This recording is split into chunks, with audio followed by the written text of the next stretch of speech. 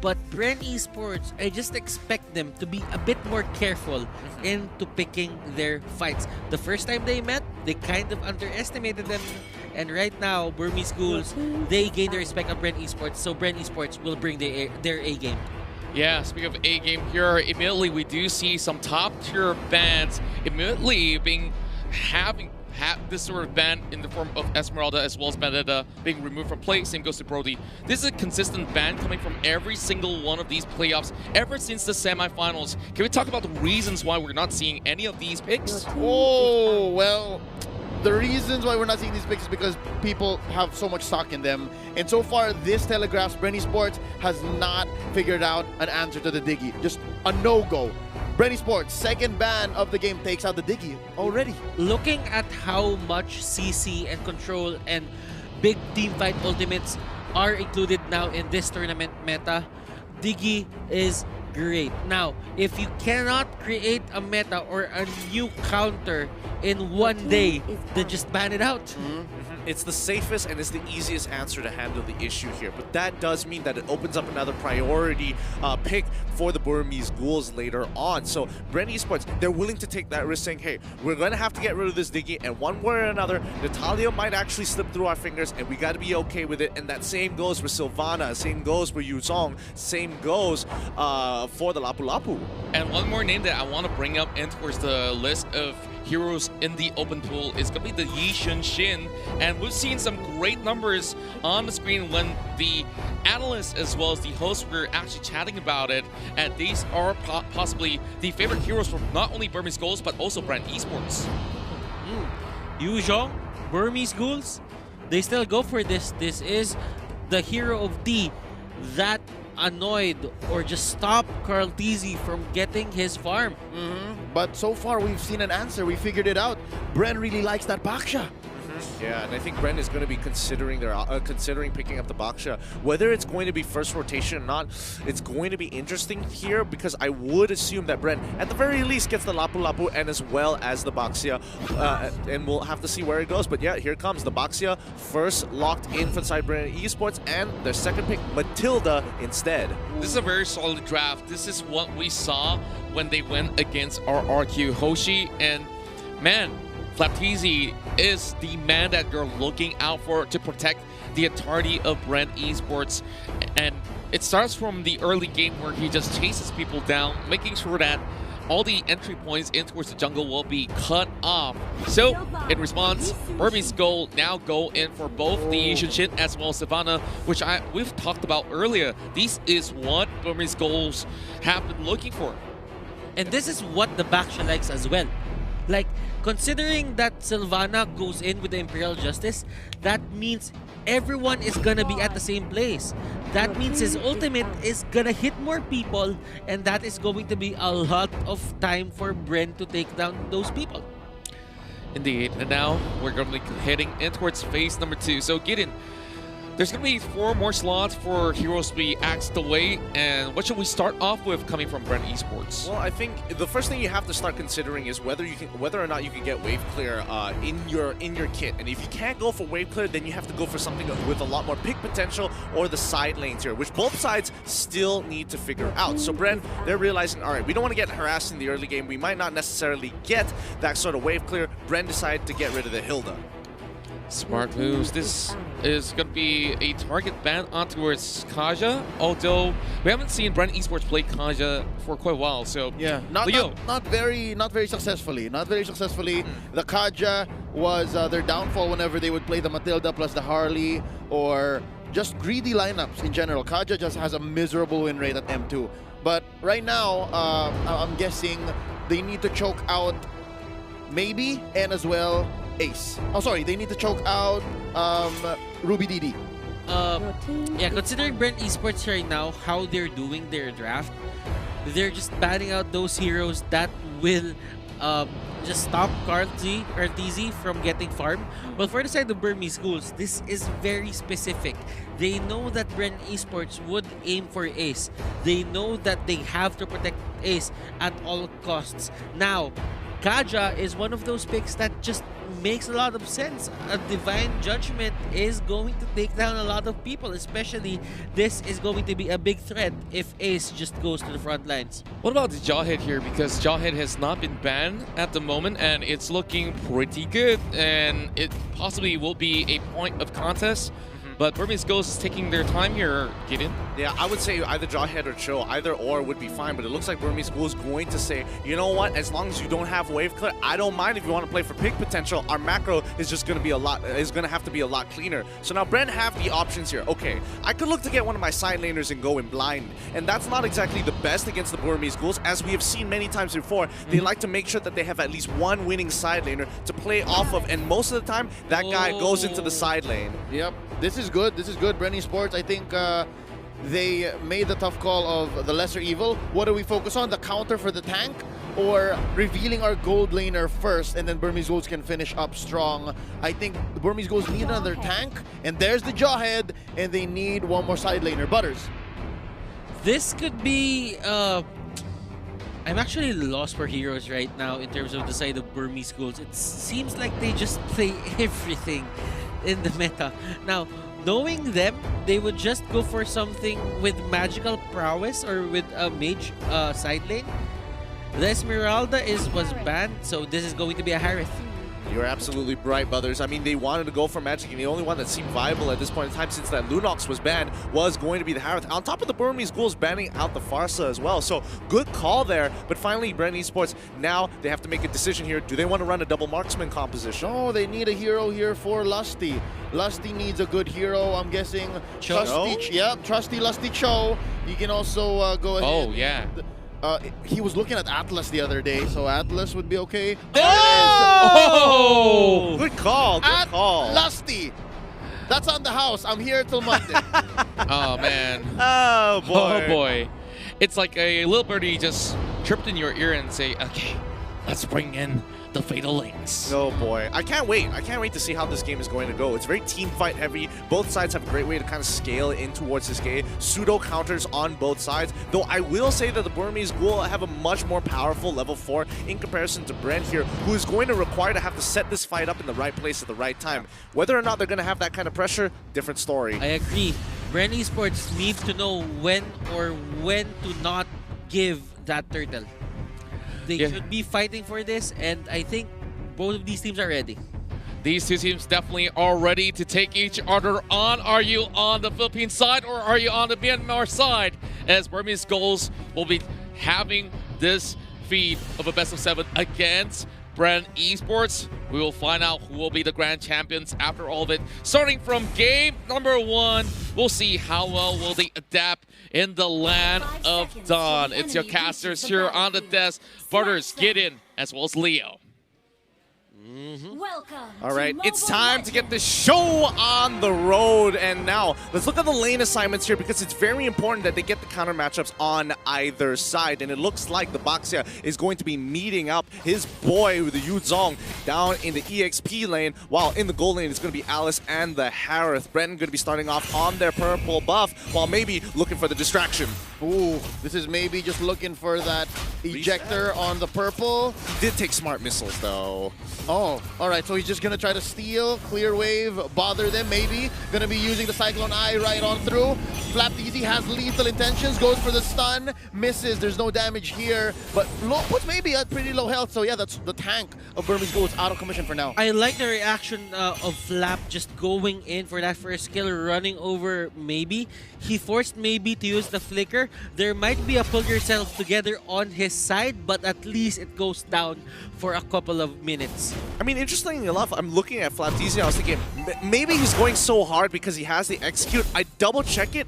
Boom, he's got the rejuvenate. So again, Bren is showing a lot of respect to the Burmese Ghouls, knowing that this is going to be all about that team fight. Yeah, Revitalize super important in this matchup. Like, you want to outlast the Yu Zhong, and you want to make sure you're putting as many marks and making it as hard as possible to sustain a team fight. Now, Karlteasy here has both of his buffs, so the initial thought of invading and making Karlteasy's life hard before the first turtle, the second minute of the game, is out the window for Burmese Ghouls. They have to find another way of attack.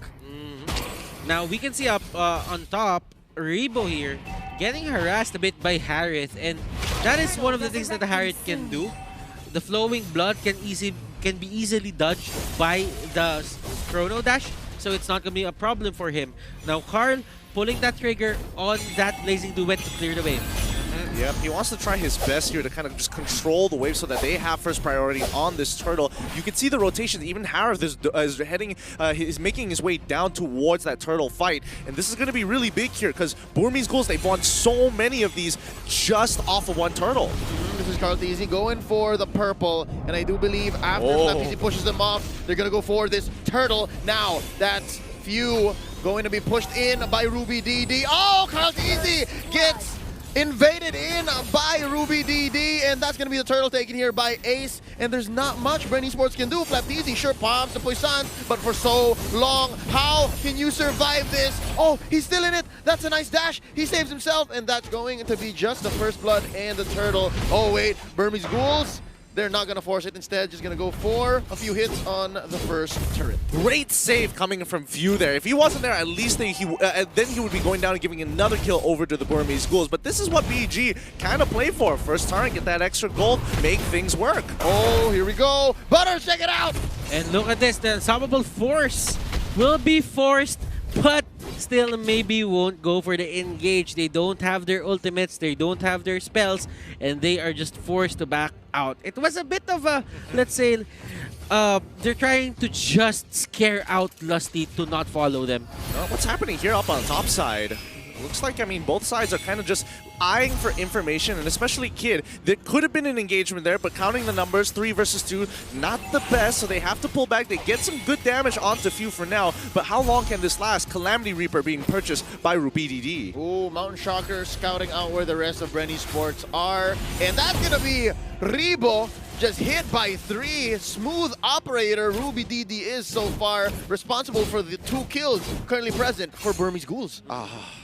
And Ace even stole the crab coin that Carlteasy was taking on that top lane with the Mountain Shocker. So things are going great for the side of Burmese Ghouls.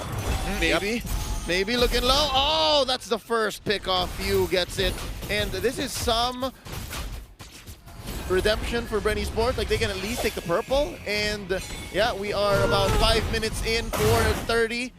1,000 gold ahead. I mean, is it some? Because again, they're losing pressure across the map, and now Burmese Ghouls are looking to continuously attack, and they are destroying the shields. They've already completely cleared off the barriers coming in from that topside turret. Few, he gets on out of there. He doesn't want to, put himself in any more danger than he already is. The Burmese Ghouls only up by 700 gold, but they could double this off of a single kill.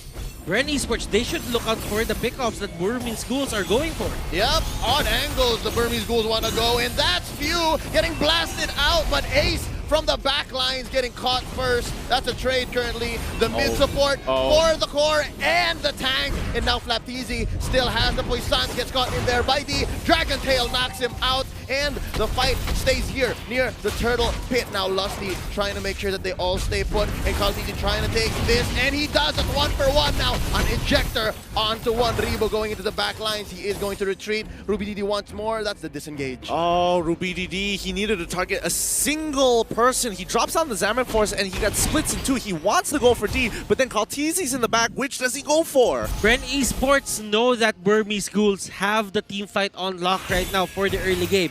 What they are doing right now is this: they're trying to get the small victories. Get the turtle, don't overextend, do not engage them as much as possible. It's their time now. Just scale for a bit, wait for the proper timing to fight, and Bren Esports are doing it well.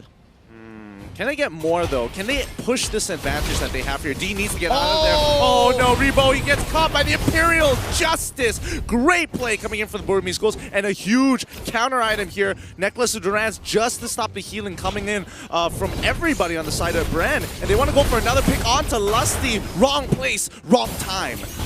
On the bottom lane, there is another kill on Flapteasy, and bodies are going down on the floor just because Burmese Ghouls, they really like these pickoffs.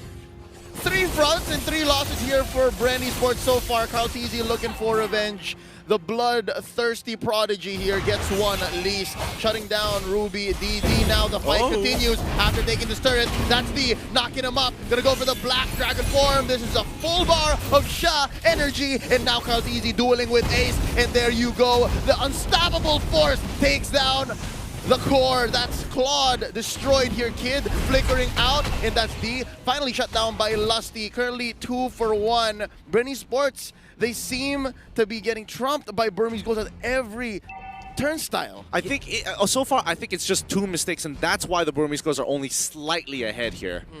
Burmese Ghouls, they've been getting a lot of these kills, but for the side of Bren Esports, they're getting the trades because the last time they met, every fight that Burmese Ghouls wins, it actually has an objective that comes with it.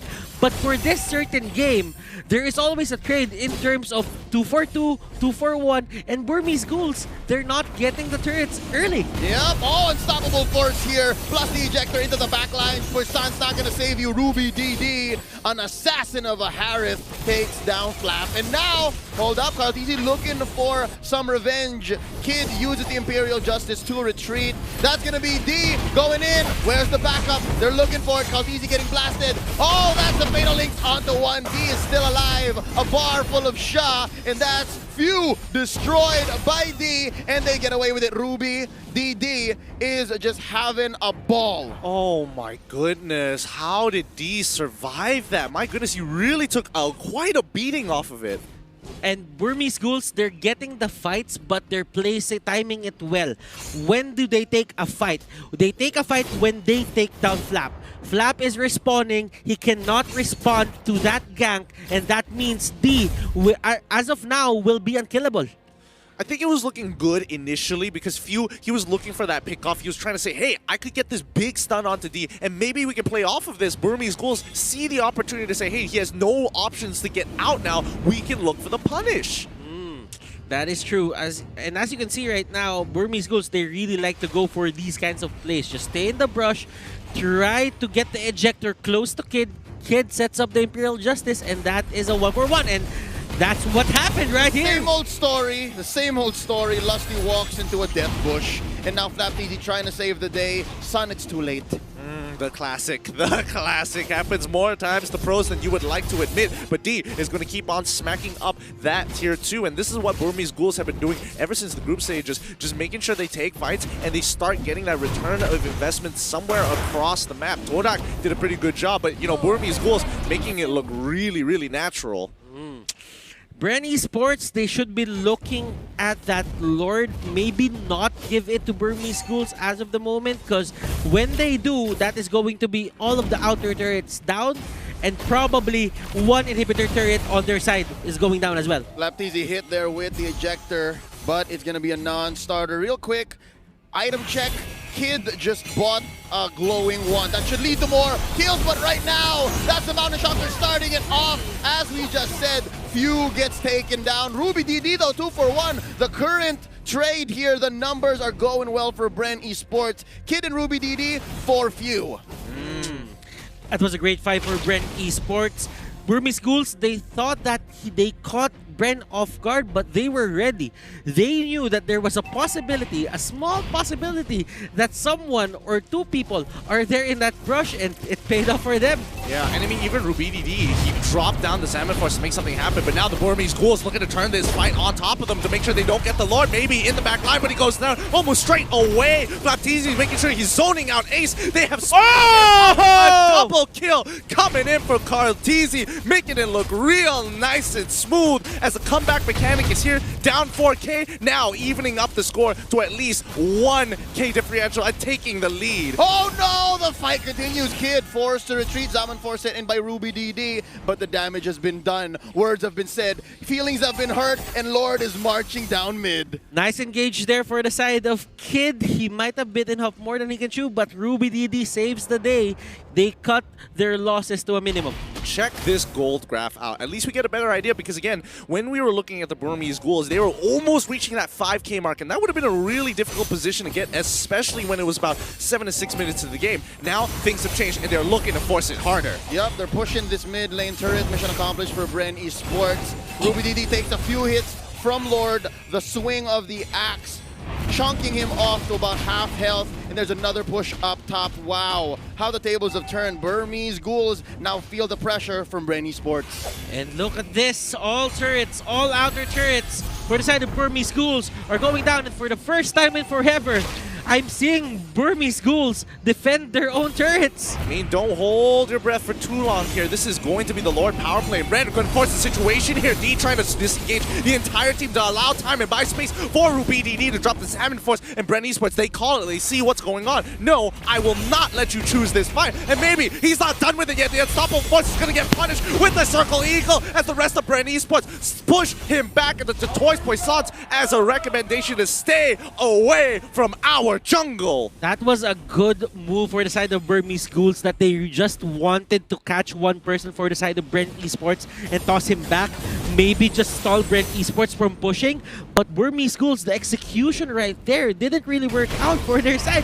Just because Bren Esports, they were ready and they know that that will happen. Oh, Flapteasy here picked off by Ruby DD. They get their comeuppance, and it's not for free. Butters. Divine Crystal and Divine Glaive and Holy Crystal, not Divine Crystal, goes up for the mages here on the side of Bren Esports. Oh, D with that Black Dragon form, and we're looking for a big engage here. That's going to be the... the Blazing Duet takes down the kid with Few, putting in the last touch. Now D here, caught in no man's land. You are the odd one out. 2 for none here so far. Bren Esports turning the river into a wasteland. Right now, I have to give it to Bren. Their re-engagements into these fights, especially when Burmese have the advantage, is pretty significant. Let's check out the items here. Butters, what are your thoughts? Okay, Athena Shield for the side of Lusty. That will help him survive Kid Sylvana. Rebo is on a roll right now. He has all of his items up. Winter Truncheon is there. Flapteasy is kind of having a hard time just getting his items. He has a Molten Core there just to clear the waves. For the side here of D, he doesn't have, let's say, a Blade of Despair just to add extra damage. Ace here still has 4 items only on his belt. I mean, with the items in the position that they are in right now, Burmese Ghouls, 39k to Bren's 43. Bren just hit their power spike. All Burmese Ghouls have to do, play this slow, clear that waves, wait until that Lord is up, and then play this stalemate where you're putting enough pressure to say, hey, I could look to contest you on Lord, and I might contest you on Lord, but as long as you are not finishing the Lord, we have enough time to hit our 42k power spike, and then that's where they're going to call it. Queen swings on Carl Teasy. He might just tank some of the damage. Oh, here. The fight has already started from the back lines. Ejector on the Flapteasy. He pops the Poissons, and that's D taking quite a few hits from that. Mountain Shocker gonna be an incentive for Bren Esports to back out. That's gonna be from the back lines, baby. Getting chonked. Oh, this is going to be the pit helping Bren Esports out. That's a double for Bren. Make it a triple. It's 1 for each of the Teasies. And right now, they are primed for the second Lord take. Mind you, this is Luminous. Oh no, this was a very poor choice for the Burmese Ghouls to actually initiate on that fight. They said, hey, maybe we can go back in. The Toys Poissons has been wasted, and D, he's got a little bit of health. He has max on his passive, so he could heal back up. Unfortunately, Ruby DD can't get into the fight. You want to fight on these neutral objectives, a place where you have a lot of places to abuse your Chrono Dash and kind of outmaneuver your opponents. Molten Core became the cursed helmet here for Flapteasy.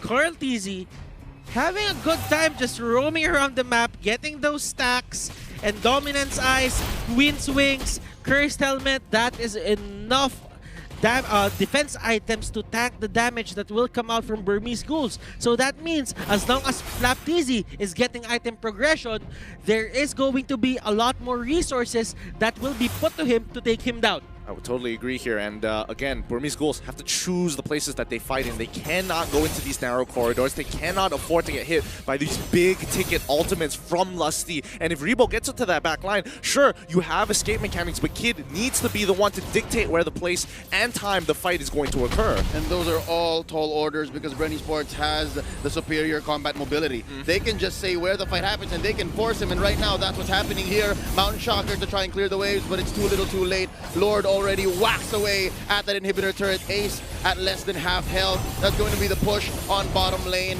as well. Now only mid stands. Let's see how Burmese Ghouls will deal with the second Lord of the game. There's a fight on all fronts here, and I'm waiting to see who's going to make the first move. Oh, thankfully they were able to kill the Lord before it actually charged in towards that inhibitor down on mid side. That would have been a huge blow. That Rebo is just turning on that Blood Ode. He's never turning it off. He has the purple buff on under his belt. Now, Karltizi, they have all the time in the world to just end this just because Burmese Ghouls, they're not getting their buffs anymore. Yeah, this is the choke right here. I mean, yes, you're saying it's a choke, but it's only 8K. They're only 8K behind. Burmese Ghouls, if they win one fight, they're even. And if they win that fight, the goal lead isn't going to matter at all once it hits that 53K mark. But then again, Gideon, if you are defending this hard, you take every advantage that you can. True, but that also means you have a safe way to farm. It goes both ways here. Bren need to find a way to catch the Burmese Ghouls off guard. And the Burmese Ghouls, if they get a little too antsy and they don't play disciplined and walk out and get punished for that mistake, Bren will end this game. There's going to be 92 more seconds, and Burmese Ghouls don't necessarily have to force anything. So far, these two teams have been acting like well-informed businessmen. They know the economy of their skills. They know what the timings are like. They know which heroes should be the priority. And right now, they know how much each buff costs. And that's what I'm trying to get at. The last time we checked, as you said, it was what, like a 7K, 8K gold lead? Just. But that's because Bren Esports has been on the choke only about a rotation of buffs in, but now that's the second or third, and Burmese Ghouls, you see it, you feel that Ruby DD, you feel that Ace, they're just not dealing as much damage. For now, but let's have a look. I mean, they've got the purple buff, which is really important, especially for Rebo here, and now keep your eyes on Karltizi. When he has that orange buff, Burmese Ghouls might have to reconsider whether or not, who the hero priority is going to be here, and this orange buff, it's way too important. Pulls in two from the Burmese Ghouls, and the Mountain Shotgun does come out, but maybe he's trying to zone out the rest, and Flaptizi, he doesn't mind taking that damage as he goes on forward, but Ruby DD is going to be the next on the chopping block. He tries to dodge it around with his Admin Force, but it ain't going to be enough as Mlbb pulls backwards again. He can't do too much. He turns around with the Imperial Justice. Ace tries to go in and get the killing spree. He's got it down. Now it's a 1v3. He dodges right in between, sweeping and sliding, but Rebo finally joins the fight. This is looking pretty bad for the Burmese Ghouls, especially on game one, and Bren, they call it off, take their wins, and now they need to end this right here, right now.